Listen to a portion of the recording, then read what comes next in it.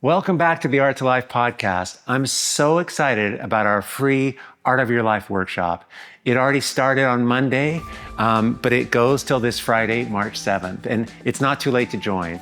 I would love all of you to come, and yes, this is completely free. In this workshop, I'm teaching the first steps of my new Bloom practice and 3 essential art-making principles that are going to take you and your art to the next level. To join, go to artlifefree.com. Today, I'm resharing pivotal podcast conversations from our archives that will enhance your workshop experience this week. Let's start with a revisit to how to balance your art and life. The core message of this episode is clear. Almost all the challenges are relieved by even slight involvement in art making. Start with just 10 minutes daily and let momentum build naturally. Resistance is normal, but strategies like time blocking, learning to say no to less important things, and practicing self-care will help you stay in it. Enjoy this episode to help you stay in motion with your art during and after the workshop. And again, join us this week at artlifefree.com. We're all in there right now and would love to have you join. Okay, see you there.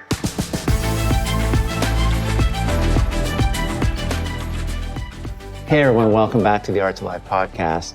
I am so excited today because I'm going to dive into some ways and strategies around balancing this life and art thing. I love this subject.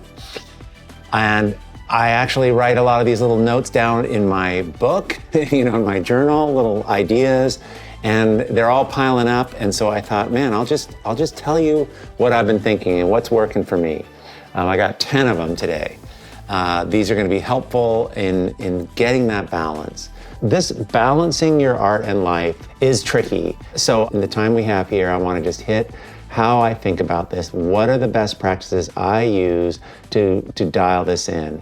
I have a lot of things going, especially this time of year when we are getting the Creative Visionary program ready. This is our 12-week signature course that Art to Life produces. We do it every March. We're creating this incredible Make the Art of Your Life free workshop, which is an experience into itself. And there's a lot, and I'm making art and all the things. So number one, a schedule. This is important really for me for splitting up my art and my life, splitting up the things that I have to do, that I want to do, and I call it work, but it's like my art is part of that, and designating certain times of the week, certain times of the day to do this. And this is, I talk a lot about differences, and I talk a lot about how to optimize your thinking, how to optimize your art, and I've talked a lot about it on this podcast. But when we have differences in our life, when we go for a walk in the middle of the day, when we make art after reading a book all day, or when we sit in silence after being many parties, there's an optimization that occurs. There's an aliveness that occurs from those differences. And we can set our life up to have that occur. It's about curation. Everything's about curation. Most of what I'm talking about in Art to Life is this idea of discernment. What are the things? How do you want to set this up? So what? So you can be really fired up, ready to go. You have energy. You're excited to get into the studio. Procrastination goes down. Confidence goes up. So really, this is what we're doing. This is when I'm talking about balance. I'm talking about setting this up. And in order to set that energy up, to set that frequency up for yourself, you have to balance things. Because out of balance, trust me, it's the worst. And I've done that plenty, and I continue to struggle with it. But these are the reminders I give myself. So that schedule, what would feel good? When is the best time to set aside that couple hours to make your art? Is it in the morning? Is it in the afternoon? Really look at this schedule, look on Sunday, give a little bit of thought to the week. What's going to happen on Wednesday? And maybe Wednesday's going to be really busy, and so you can't really drop in. Maybe Thursday's better. I would recommend finding some times that work and defending those. These are the times that I do that, right? And that's super, super important. But it's this planning, getting out of the week a little ahead of time, that makes a huge difference for me. I try to make a week that I'm excited about doing. And if there's nothing cool going on, you add something. If there's nothing celebratory happening, you add that. You almost want to show someone this schedule and go, look at my life, And what I love about this is a creative exercise. Okay, the second thing, and I'm going to go through 10 of these, so I'm going kind of quick, but it just might trigger some thoughts for you. Is around setting boundaries, clearly defining the boundaries between work and personal life.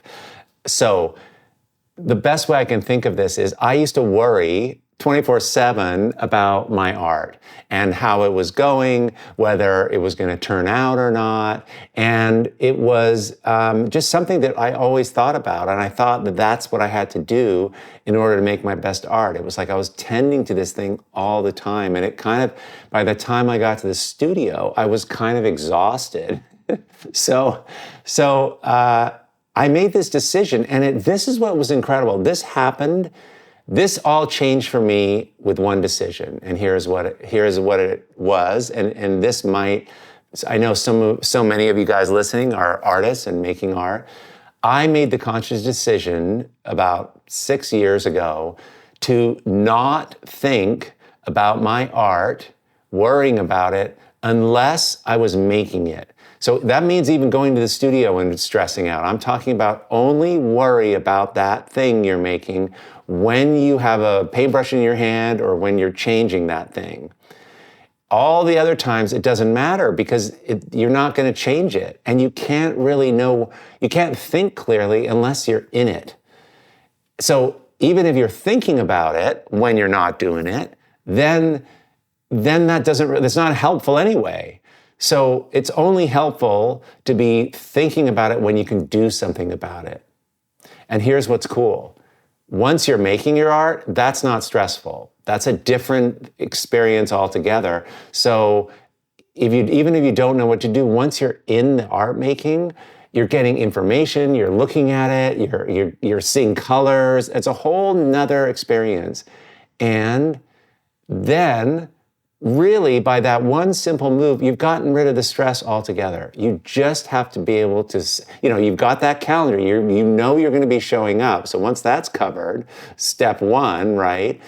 Get that. Now, this step two, create those boundaries for yourself, right? That's a really, really powerful one. That I've definitely taken advantage of. You don't want especially the creative part, the work part, the art part, you don't want that to become overflowing all the time into everything else, because it gets, you lose objectivity. It becomes just too much. You want, ideally, to be gone for 2 weeks and walking into your studio and feel totally free and excited and just go for it. That's the vibe we're looking for, at least for me, that when I show up that way, unencumbered, I don't even know what my problems are, it's a vacation from my life, that tends to make the best art. Okay, and then this third one is kind of an obvious one. It's around self-care and prioritizing that. Of course, we all know it. The big three for me, the biggest one that I kind of never really, the last couple of years I've realized it is sleep. Everything's harder, darker, more difficult. You do less quality work if you haven't slept. And it's funny, the way that I've gotten to getting this is turning off the machines, trying to go to bed, reading, trying to go get in that like horizontal place and not going straight to sleep. I like to leave the light on for a while. I like to just think about things, but it's low key. Having half an hour when the lights are low, and I've been doing this thing with Cherie, my sweetheart, where I'll read. We'll read to each other, and like that's really great. Something that there's a transition, but that's helped my sleep a lot. I used to just like slap the computer down and just like go to bed. I got to go to bed. It's 10:30, and my brain was still going. So that transition's a really important one. Exercise. I try and do something every day. Every single day I do something. I break a sweat every single day. I find that, and it doesn't have to be much. You just want the pattern. I'm a big runner, and I can't really run.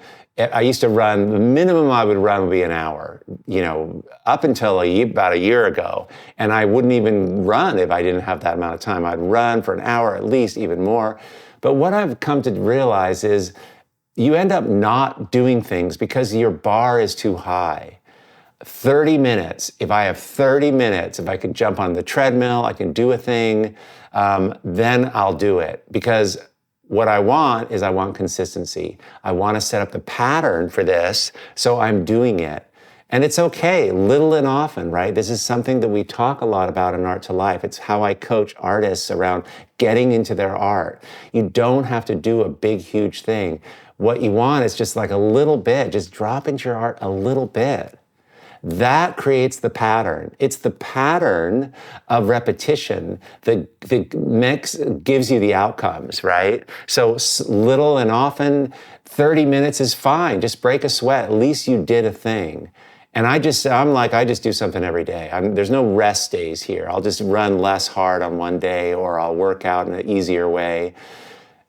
Having a rest day, having a thing where you're like, I'm not doing anything. I don't know. I just find it easier for me to just be like, nope, I just do a thing. It's just so good to move. It's so good for your well-being, right? And then diet, that's of course subjective, but I've been doing a lot of blood work and getting a lot of information back, and it's just something you got to work on, what you eat, what you drink, all the things, how you feel, and that's pretty obvious. So I won't talk about that much, but those three, gigantic. Now, the third one is around planning. And I sort of touched on it with the about the schedule and working out your calendar and everything, but planning in general. If you think of planning as a creative exercise, if you think of planning it's the number one stress reducer for me. Not only is it kind of enjoyable to do, because when you're planning, you're not last minute. You're planning, you're ahead of it. You have options.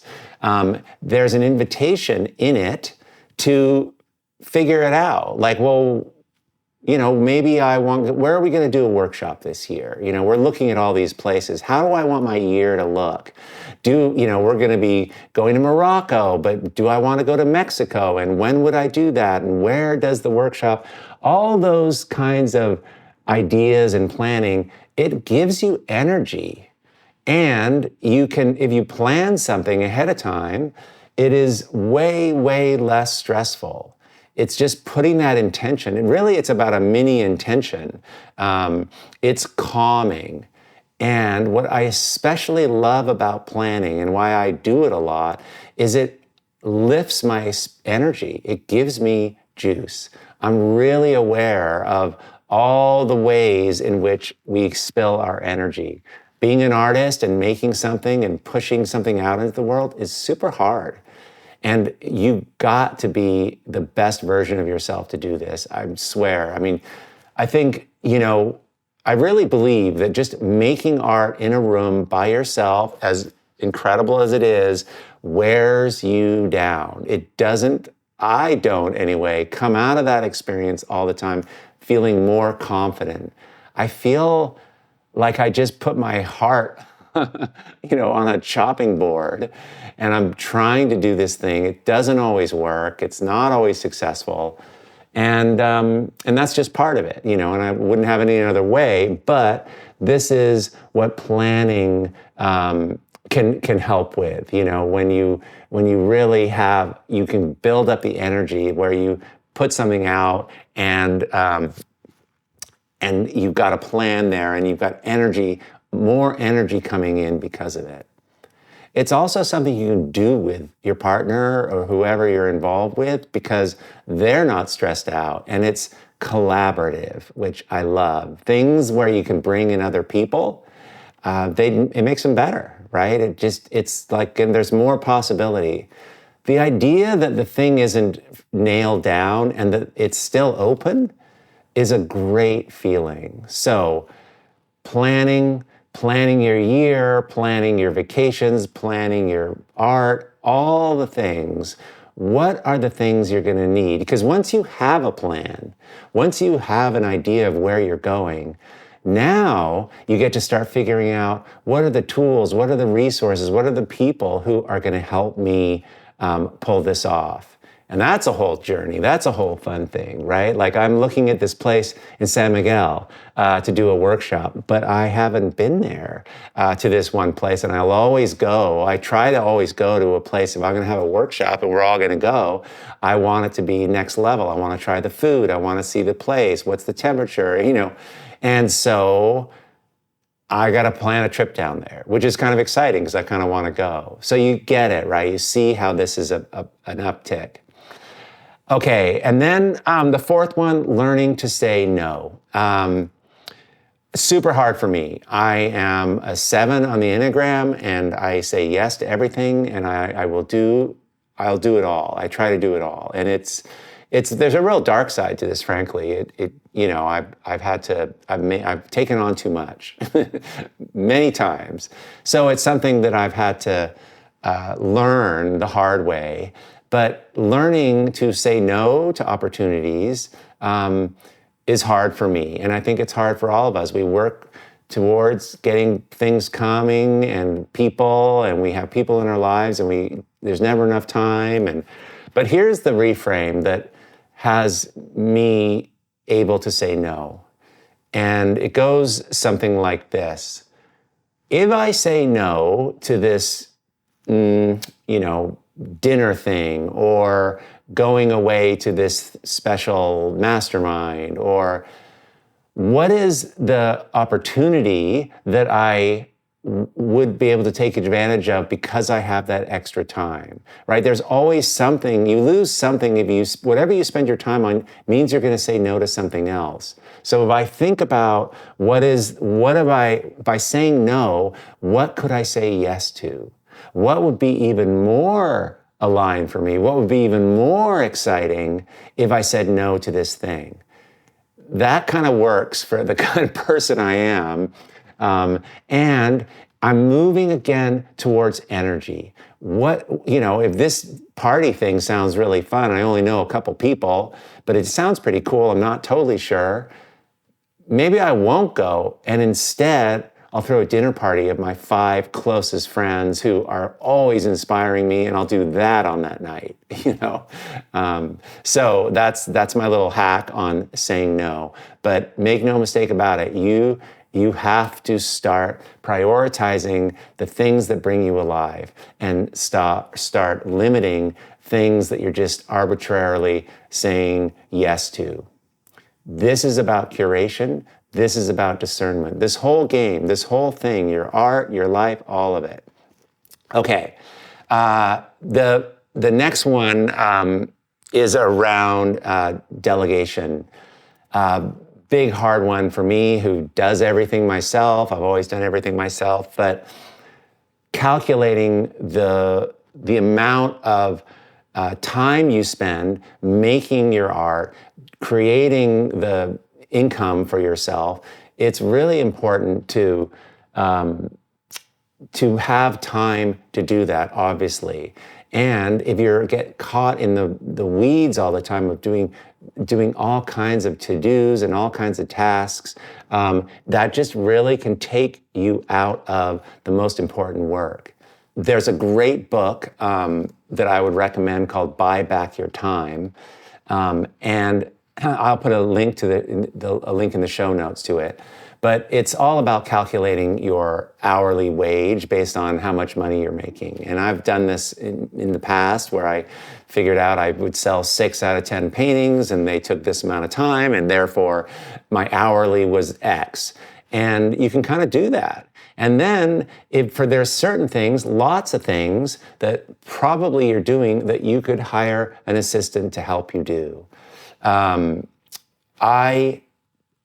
Early on, I saw this problem, but it was really complicated. I had all these images and I had all these paintings, and that's why I started creating image ID numbers for paintings. So I could work with somebody to help me put these 4 images in the database, send this image here, photograph that image, these 7 images someone wants a PDF of.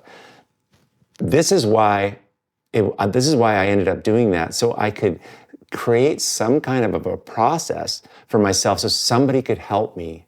So how could somebody help you? How could you be more organized so somebody could come in and do that brush cleaning once a week, or once a week they can go to the art store and get your materials, or once a week, setting up a weekly come in for 4 hours. Trust me, you'll fill it if you know someone's coming in for 4 or 5 hours. You will fill that time. That's what I've done, where I just set it up. I know I can find something for 4 or 5 hours, but it helps to, again, plan. Okay, I know they're coming in for 5 hours. I will leave this for them. I'll leave that for them, and it frees you up. So this is really important. We're talking about spaciousness. We're talking about discernment, curation. Do the things that move the needle. Do the things that light you up, and try to start moving some of the things that are more mundane, that are not in your wheelhouse, to get help having that done.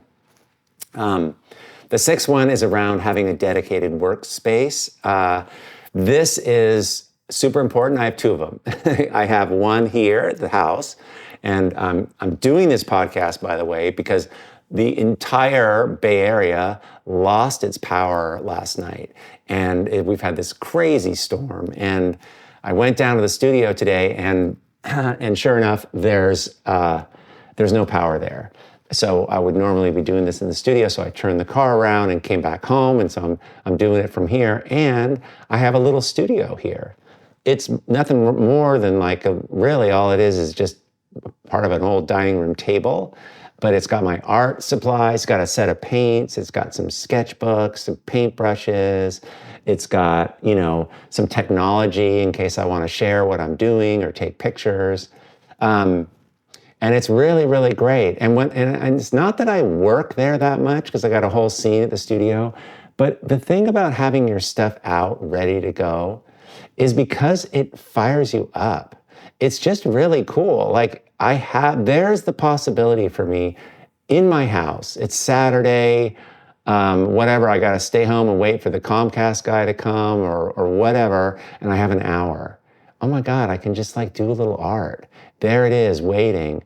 And even if I don't, when I see all my stuff organized and laid out like that, I get energized, I get juiced. I have a lot of people ask around, getting your kids. How do you get your kids into art? And what if they're not into it? And you're an artist, but your kids aren't. And, and my kids are very super creative. And the thing that we did that made such a difference, so I guess I'm just talking to moms and dads here, but we had on the kitchen table always a giant ream of paper. You can go to Office Club and you can get 500 sheets of paper for $7, white bond paper. And then we had a jar full of sharpened Prismacolor pencils. You pay $60 and you get 100 of them, all those colors, and an electric pencil sharpener. And so we sharpen them all. And that's actually really fun to do with your kids. And so you have all this white paper and a brand new, beautiful, sharp Prismacolor pencils always on the table. I mean, I cannot tell you the hours that of incredible art making, memories, and just being creative with the people you love in your life. I mean, this doesn't have to be for 7-year-olds, right? This could just be always have it out. Why wouldn't you? Who can resist that? So this is about the dedicated space. This is about creating little islands for you to see your materials and for you to drop in easily. But if your art supplies are in a Tupperware container and you only get to pull them out on the weekends if no one's around and you don't really have a place to work to call your own, even if it's the side of a table, I really suggest doing this. This is, you're out of balance. You need the visual reminder. You need to feel that the possibility is there. You know, you can have the same experience thinking about making art as you do making art. Like there's benefits, you get benefits from both of that. Those experiences, they're not that dissimilar. So set that up for yourself. Really, really important. Okay, the next one is on mindfulness. Obviously, this is subjective. This is however you want to be more connected to the inside of who you are and who you are becoming. And, you know, the way I think about it and the challenge I have, and you might relate to this, is that I'm in my head all the time. I mean, I'm thinking about all the things I have to do. I'm figuring out what's the best way to talk about these points today. I wrote an outline, but I have to schedule a guy to come to the house because we have a big hole in the yard because our septic system broke, and but it's muddy, but I got to call him tomorrow, and if I don't, and then the insurance, and I am just, we're up here a lot most of the time. So when I think of mindfulness, I don't really like that word because, I'm in the mind all the friggin' time.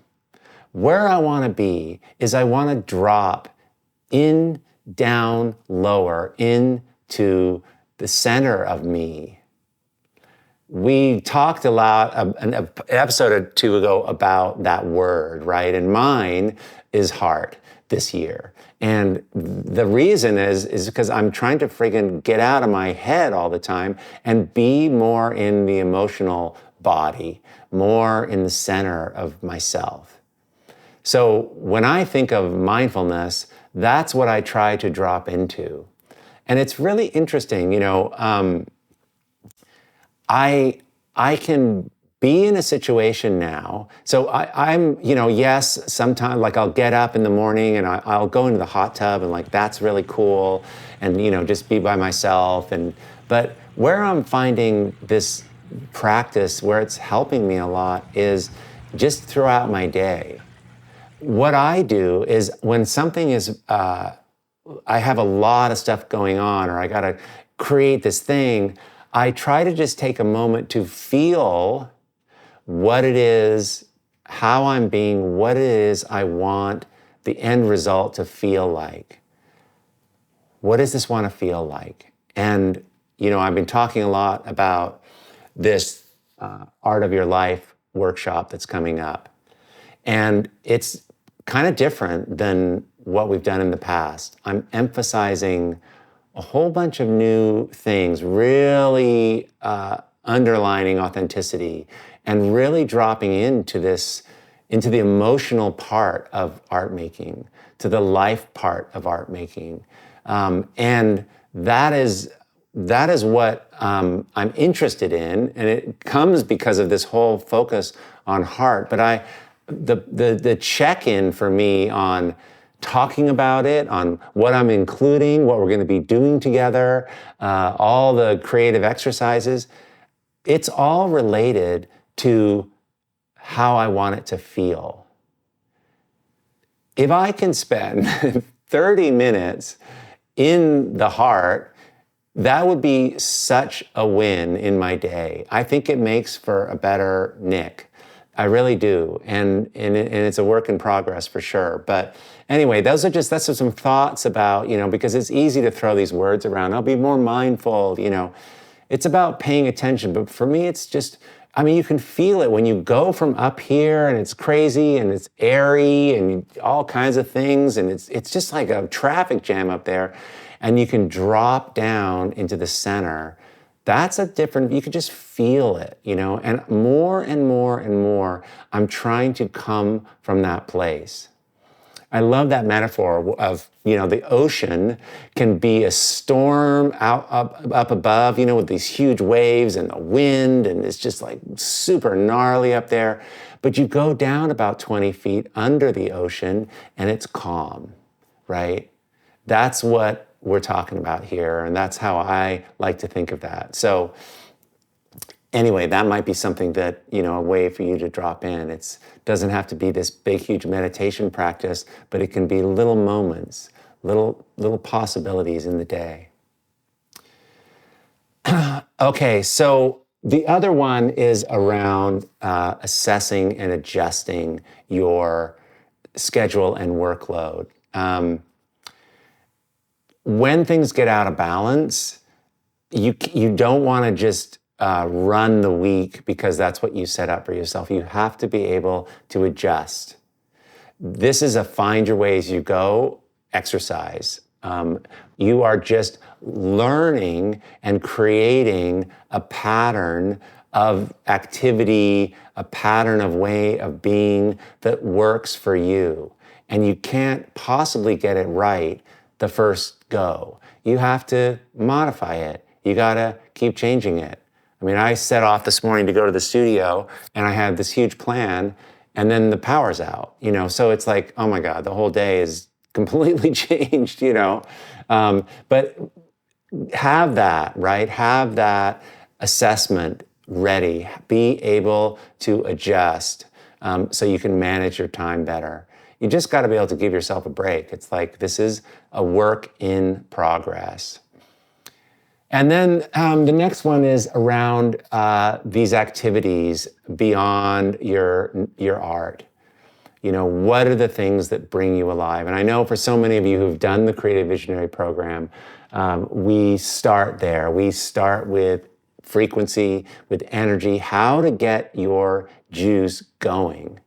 We do that as human beings through involving ourselves in what matters to us, what lights us up. I was thinking about it on the way home, and I was thinking of, a kind of weird quirk I have, but I just absolutely love it. And I've never even said it out loud. My two daughters know this, but I love eating oranges in a hot tub. When my daughters were little, I used to carry them out to this hot tub on our property, and I would always grab an orange, and we'd sit out there at night in the storms, these two little kids and me, and we would eat this orange. And I maybe because you can't get your hands sticky, and they're kind of a mess, but you can throw the peel in the garden, and it's just this lovely.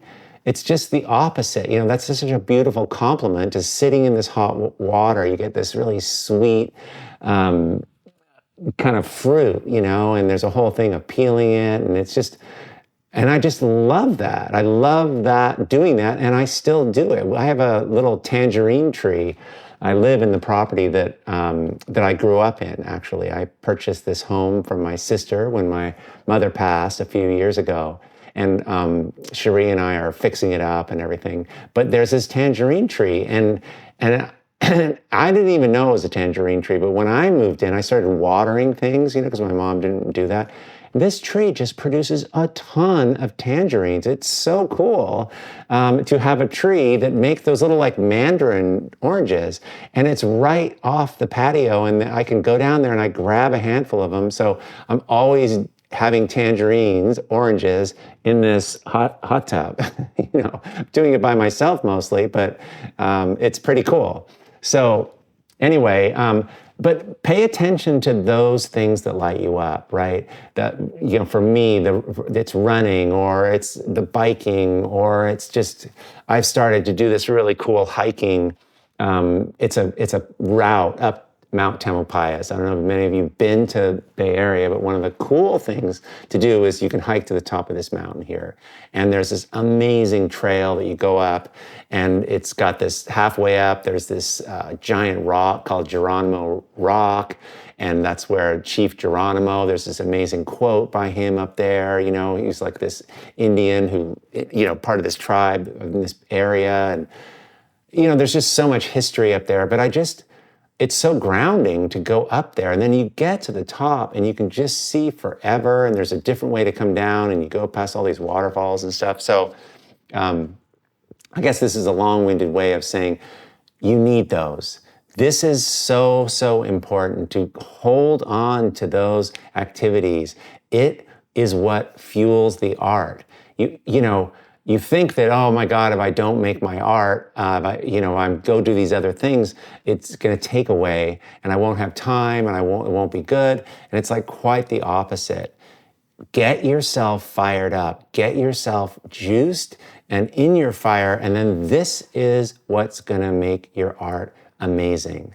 Your art, all you have to do to get your art incredible is to make it when you feel a certain way. And that goes a long way. I'm going to be talking about this a lot during this Art of Your Life workshop. In fact, that kind of is what I'm talking about. The art of your life. This is what we're after. And I'm not talking about just like, oh, wait, do these kind of paintings. What is the art that's just going to blow your mind, that you absolutely love, that you can't believe you've made this, that this art fires you up so much, and that it's the kind of art that keeps you up at night, you know? That's what we're chasing. That's what we're going. That's the art of your life. Anyway, I'm going to be going more into that, in the workshop. So again, artlifefree.com. Go check it out. Sign up for it. It's going to be so fun. But anyway, those non-artistic hobbies, hobbies is not a really good word for it. It's things that light you up. Write them down. Involve yourself in them. If you're hearing this right now, what have you not been doing lately? And you don't need to go to a 2-hour yoga class. Just do 20 minutes on your patio right now or whatever, All right, so those are 10 of the sort of buckets, categories, reminders that I give myself. And that's what piled up in my book. These are what I've been using lately to stay in motion and keep my energy fired up, because this is going to be an incredible year. And I'm so excited for all that's coming, for Art to Life, and just all the things that we're making. So you guys, again, check out that workshop, artlifefree.com. We're going to be doing art together this year. It's going to be a little different. I've planned some really cool things. And let me know, leave a review for this podcast if this was helpful. I'd super, super appreciate it. You guys, I hope you have an awesome week, and I will talk to you real soon. Okay, thanks for being here. Bye.